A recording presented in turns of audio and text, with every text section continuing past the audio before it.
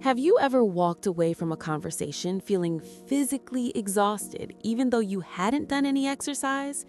Have you ever entered a discussion with clear evidence and facts only to end up being the one apologizing even though the other person was the one who hurt you? If you're nodding your head, you've probably been in contact with a manipulator. We often think of manipulators as movie villains with an evil laugh and a master plan, but the reality is much more subtle and therefore much more dangerous.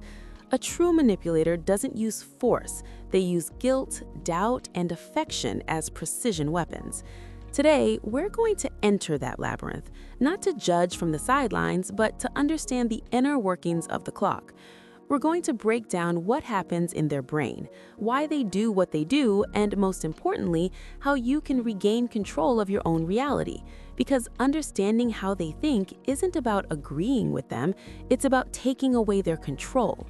By the end of this video, that mental fog you've been living in will begin to dissipate. The first thing we need to understand is that you and a manipulator are playing different games with different rules. You enter a relationship looking for connection. The manipulator enters looking for control. For you, vulnerability is a bridge to get to know each other better. For them, vulnerability is a weak spot on the map that they can use in the future. This sounds cold, I know, and it hurts to accept because you're an empathetic person. But here is the first revelation. You cannot heal with your love a mechanism that they don't see as a problem. What's actually happening in their heads? Let's put on our scientist lab coats for a moment. Most of us have two types of empathy working at the same time. Affective empathy is what makes you feel a knot in your stomach when you see someone suffering. Cognitive empathy is simply the intellectual ability to know what the other person is thinking.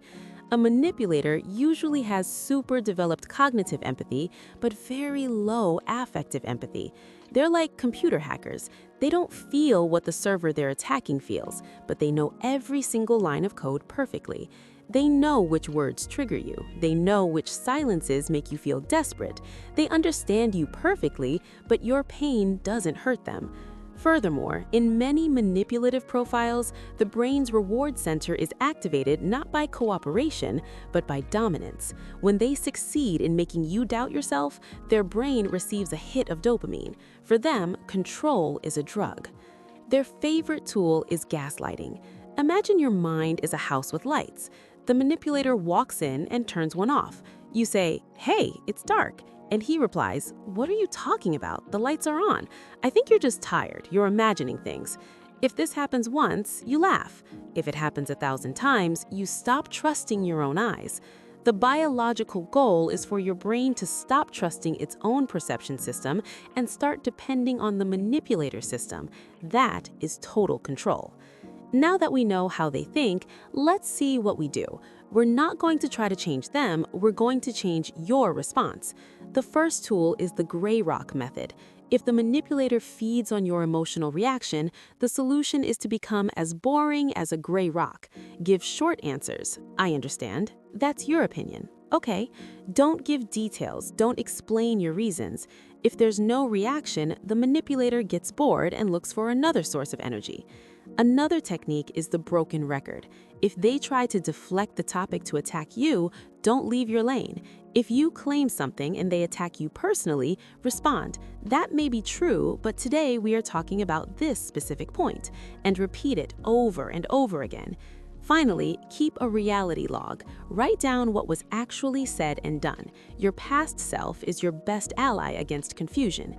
It's important to pause here. Not every selfish behavior is clinical manipulation. Sometimes people with ADHD might seem like it due to impulsivity, or highly sensitive people might feel hurt without any bad intention. The key difference is the intent and the constant pattern of love bombing followed by contempt. If you've been under the control of someone like this, I want to tell you something important. You are not stupid for falling for it. Manipulators don't choose weak people. They choose empathetic, generous, and brilliant people because those are the people who have the fuel they can use. Your empathy is a superpower.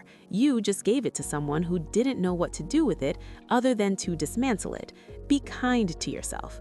Healing is like recovering from an addiction because your brain got used to the spikes of stress and relief that person gave you.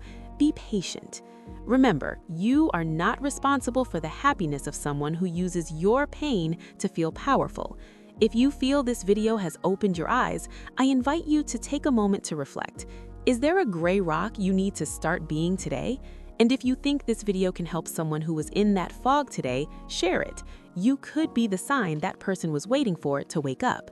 I'll leave you with another video on how to set boundaries without feeling guilty, which is the next logical step in your healing process. Thank you for being here, for your courage, and for choosing your mental health. I'll see you in the next video.